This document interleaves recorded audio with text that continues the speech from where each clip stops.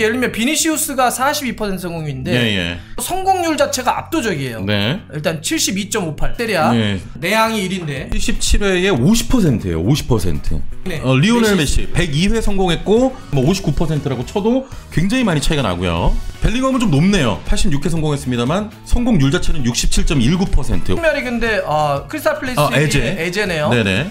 저는 71번 성공시켰고 성공률은 63. 일단 이 자체가 굉장히 높은 성공률이고 이거는 굉장히 압도적인 전 스탯이라고 봐요. 유럽 5대 리그 전체에 있어서도 성공률이 가장 높은 선수였으니까요. 지금 이제 조금 전에 귀국을 했습니다. 뭔가 기사 나온 게 있나? 난 방금 전에 이제 확인을 해가지고 혹시 뭐 지금 뭐 사진 뜨고 있어요. 사진 뜨고 있고. 사진이 막 뜨고 있는 상황이고 저 이강인 선수 보시는 것처럼 이번 시즌 이강인 솔직히 어떻게 보셨어요? 뭐 입중계도 하시고 그러지 않으셨나? 입중계 했죠. 예. 기대 이상으로 잘 했고 우리가 이강인을 바라보는 눈높이가 있었잖아요. 예. 근데 사실 이강인의 현실은 그 눈높이보다는 아래에 있었어요. 현실은. 네. 예, 근데 이번 시즌을 이 분수령으로 해서 드디어 우리의 눈높이에 걸맞는 활약상과 스탯이 좀 나와주지 않았나 네. 해가지고 굉장히 좀 우리도 기쁘고 네. 선수 뭐 당연히 선수가 제일 기쁘겠죠. 그렇습니다. 그러니까 우리의 기대에 좀 부응하는 그런 역할을 해줬다 이런 말씀인 것 같은데 또 근데 올라왔다는 표현을 했는데 올라와도 확 올라왔어요. 너무 그렇죠. 예. 정말 그러니까 원래 왜냐하면 우리가 기억을 좀만 돌려보면 카타르 월드컵 전과 후가 다르기도 하고 그렇죠. 이번 시즌 전과 이번 시즌 좀 달라요. 예. 우리가 얼마나 걱정 많았어. 발렌시아 시절 다 기억하잖아요. 막 그때 우리 피터 리마티 열받아가지고 막 그러기도 했었고. 네네 맞습니다. 이강인 선수도 힘든 시절이 있었고. 그걸 놓고 보면 이번 시즌은 그냥 팀에서 마요르카에서 에이스 했다 잘했다 네. 공격 포인트 6개 해가지고 12개 했다 이거로만 그치지 않고 그냥 라리가 전체적으로도 상당히 손꼽히는 선수가 되면서 마르카가 이번에 금운동을 시즌 했더라고. 그러니까 이제 골든 베스트 11, 실버 베스트 11, 브론즈 베스트 11 이렇게 선정했는데 그러니까 말 그대로 1군, 2군, 3군 이렇게 좀 보시면 되거든요. 그러니까 이게 금입니다. 금. 레반도프스키, 그리즈만, 비니시우스도 포함돼 있고 우리가 그냥 밀리탕도 아는 있고. 선수들 잘하는 선수들 다 있죠. 여기. 예. 밀리탕도 있고 아라주도 있고. 그리고 이강인 선수는 실버 베스트 11에 선정이 됐습니다. 근데 조금 아쉽다고 느끼신 분도 있는데 보시면 벤제마 있어요. 대형도 있어요. 그리고 뭐 쿤데 있고. 축구해제도 있고 쿠보도 있고. 그렇습니다. 또 워낙 쟁쟁한 선수들이 있죠. 쿠르투아도 있고. 쿠르투아도 있고.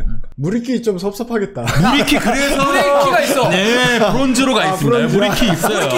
니코 윌리엄스, 크리스텐센, 포이스도 있고. 섭섭하지 않게 해드렸습니다. 다 포함돼 있어요. 어르신의 마음을 담았어. 어르신의 마음을 담았다고. 그러니까 이것만 놓고 보더라도 마요르카에서 일단 마르카라고 하는 제가 팀에서 가장 잘했다라고 하는 걸 인정한 거고. 그렇습니다. 사실 라리가에서 한 시즌을 많이 통으로 놓고 봤을 때 한 500명 안팎이 안 뛰겠어요?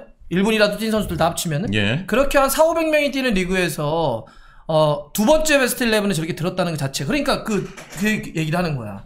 앞섰던 시즌과 놓고 보면 이거는 완전히 상전벽해. 예를 들어서 완벽한 의미의 스트라이커라고 한다면 당연히 공격 포인트, 특히 골 수가 되게 중요하죠. 그러니까 벤제마에게 만약에 벤제마가 패스 성공률이 높은데 골이 없어. 그러면 그건 스트라이커니까 못한 거지. 그렇죠. 근데 이강인 선수는 엄밀히 얘기하면 골을 많이 넣는 역할을 하거나 포지셔닝까지는 아니잖아요. 도와주거나 탈압박을 하는 게 주 역할이라고 한다면 난 그거에 맞춰서는 잘했다고 좀 봅니다. 그러니까 예를 들어서 이번에 혹시 더 나와 있습니까? 이강인 선수가 제일 잘하는 것 중에 하나가 뭐냐면 일단은 드리블 탈압박. 그럼요. 알고 있는 것처럼. 그 성공률 한번 나와 있는 데이터가 있나요? 이거는 뭔가요? 일단은 이강인 선수의 지금 드리블 성공률을 한번 보시죠.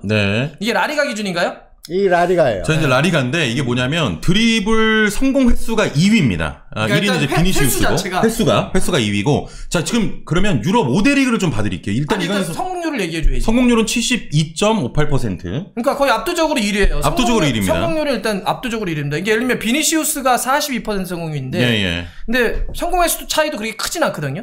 그런 상태에서 성공률 자체가 압도적이에요. 일단 72.58. 반올림하면 73%입니다. 다른 리그도 한번 볼까요? 이건 레앙이 있으니까 저기겠네. 세리아. 세리아의 데이터도 한번 좀 보죠. 그러니까 성공 횟수나 성공률. 77회에 50%예요. 50%. 예. 레앙이 1인데. 레앙이 1인데. 그러니까 22% 거의 23% 차이가 납니다. 자, 요거는 리그왕. 리오넬 메시 102회 성공했고 58.96% 한 59%라고 쳐도 굉장히 많이 차이가 나고요. 분데스리가? 벨링엄. 벨링엄은 좀 높네요. 86회 성공했습니다만 성공률 자체는 67.19%. 5대 리그 성공률만 따지면 1위입니다. 그러니까 지금 보면 성공률 이건 프리미어리그인데 크리스탈 팰리스의 에제네요. 네네. 저는 71번 성공시켰고 성공률은 63. 그러니까 지금 아까 이강인 선수가 90회에 72.58이거든요. 그러니까 이강인 선수가 갖고 있는 롤 포지셔닝을 놓고 봤을 때 일단 이 자체가 굉장히 높은 성공률이고 이거는 굉장히 압도적인 전 스탯이라고 봐요. 유럽 5대 리그 전체에 있어서도 성공률이 가장 높은 선수였으니까요. 또 다른 데이터 한번 좀 보여주실까요? 그러면 예를 들면 이거로 한번 보죠. 일단 이강인 선수가 소파스코어에 좀 나와 있는데 일단 히트맵을 보면 이번 시즌 확실히 그러니까 이 2선이나 미드필더 지역은 전 지역을 커버한다는 걸 좀 보여준 것 같아요. 그다음에 지금 뛰었던 출전 횟수도 지금 36경기 소화했다는 게 나와 있고 쭉 내려볼까요? 그러면 지금 골이야 아까도 그랬잖아. 그러니까 이강인 선수가 스트라이커 포지션이 아니잖아요. 지금 저기 히트맵을 보더라도 박스 안에 들어가는 것보다는 그 밑에서 무리키를 도와주는 역할, 특히 왼쪽에서 도와주는 역할을 했단 말이죠. 그래 놓고 봤을 때 미드필더의 패싱을 봐야 되는데 한번 보죠. 여기 보면 패스에 일단 도움이 6개인데 저게 라리가 전체로 따지면요 공동 11입니다. 라리가 전체 모든 포지션 했을 때 그리고 지금 되게 보면 기회 창출 부분도 14회 있잖아요. 상당히 높은 스탯이에요, 저런 게. 그러니까 미드필더가 가질 수 있는 어떤 그 스탯? 저는 그거만 한정해서 놓고 봤을 때는 괜찮다고 보고요. 킥패스 같은 경우도 지금 나와 있죠. 저 숫자도 굉장히 경기당일 텐데 굉장히 높은 겁니다. 밑에도 나와 있고요. 그리고 제가 이번 시즌 되게 높게 보는 건 뭐냐면 쭉 내려보실래요? 수비?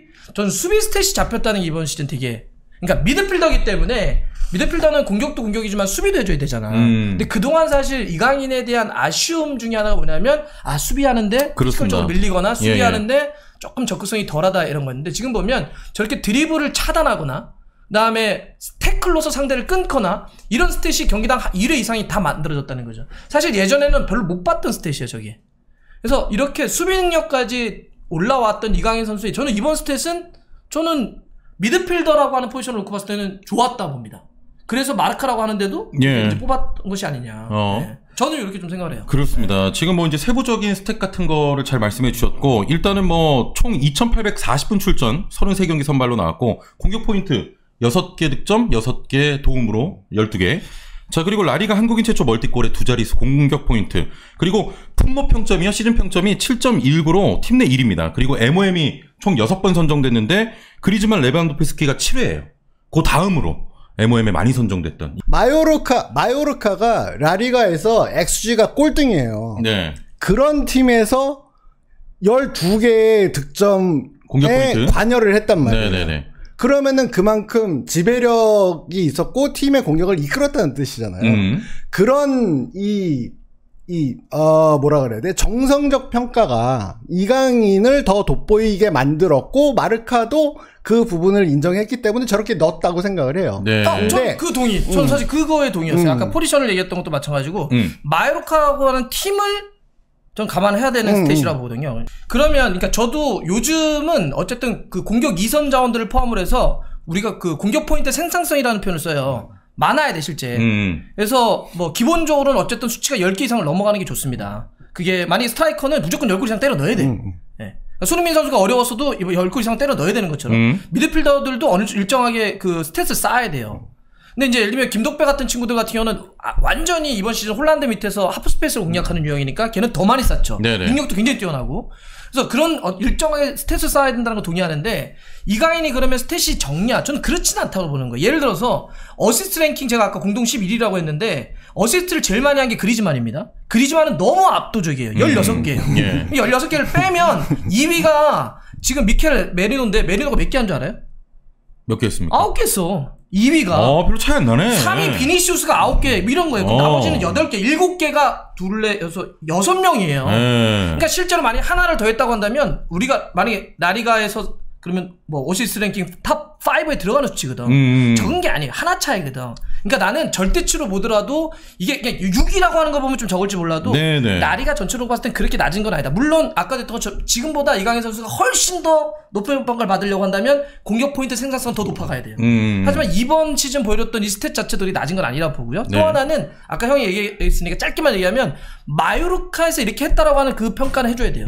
그렇지. 아니, 지금 예를 들어서 비니시우스가 9개를 했는데 그걸 레알이 있잖아. 벤제마와 호드리고가 받아먹는 팀하고 무리키 하나 몰빵하는 팀하고 이거는 똑같이 볼 수는 없지. 아무리 그래도. 요거는 좀 얘기하고 싶어요. 근데 뭐 저는 공격 포인트가 더 많아져야 된다는 건 저도 동의합니다.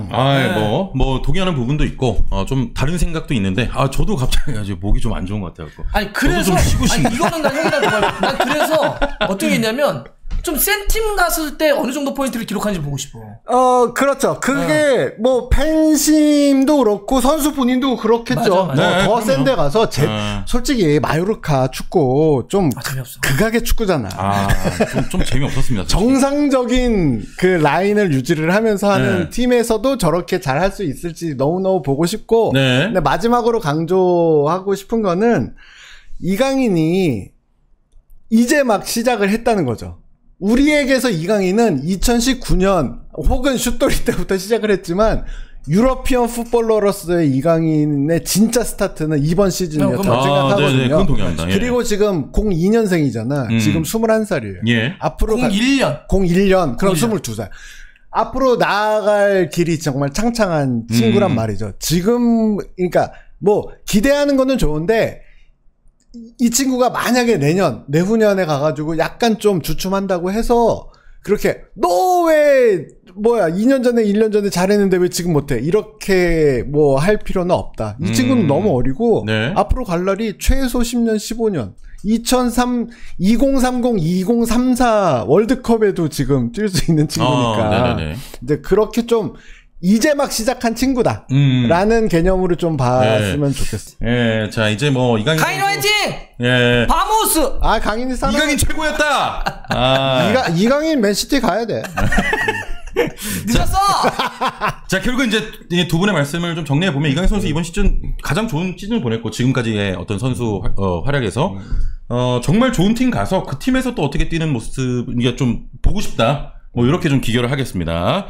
그러면 마지막으로 저 그 얘기는 하나 할게요. 그러니까 참 우리가 손흥민 선수의 히스토리를 놓고 보면 분데스리가를 거쳐서 프리미어리그 갔을 때 첫 시즌, 다음 시즌 거칠 때 걱정이 매번 있었거든요. 초창기에 특히. 그런데 손흥민이 참 좋은 선수였다는 건 뭐였냐면 위기가 찾아왔을 때 넘겼지. 이거 안 되는 발전하고. 너 이것 좀 부족하지 않아? 처음에 갔더니 속도는 빠른데 결정력이 떨어진대. 다음 시즌에 결정력을 좀 끌어올리니까 너 사이드에서는 골을 넣지만 중앙 포지션은 못하잖아. 일단 중앙에서 투톱으로 뛰니까 거기서 하는데 뭐 또 예를 들면 나머지 계속 시즌마다 뭐 지적을 해. 많았어요. 뭐 오프 더 볼이 뭐 안 좋다 움직이는. 그거를 계속 자기의 문제점들을 보완하면서 지금 프리미어리그 탑 스트라이커로서 득점왕까지 했던 거 아니에요. 저는 이강인에게 그런 모습이 보이는 게 참 멋져요. 그러니까 아까 제가 그래서 그 수비 스탯을 한번 보여드린 건데 사실 우리도 일정하게 살아봤지만 안 되는 거 잘 안 되잖아. 나 사람 쉽게 안 변하거든. 뭐 내가 형진이한테 못하는 거 나도 못하는 게 있고 그러는데 막 못하는 거 계속 지적한다고 해서 그게 막 쉽게 바뀌지 않거든. 근데 그걸 바꾸려고 그러면 진짜 엄청나게 노력을 할 것 같은데 그래도 이강인 선수가 자기 몸도 피지컬도 막 키우고 수비에 대한 헌신적인 모습도 보이고 저는 이런 부분들은 이번 시즌 다른 어떤 스텝보다도 훨씬 좀 높게 사주고 싶어요. 어려웠던 부분을 극복했던 이런 모습. 자, 일단 다음 시즌 어느 팀으로 갈지도 좀 궁금하고 또 그 팀에서 어떻게 뛰는지도 궁금합니다. 아무튼 한 시즌 동안 이강인 선수 수고 많으셨습니다.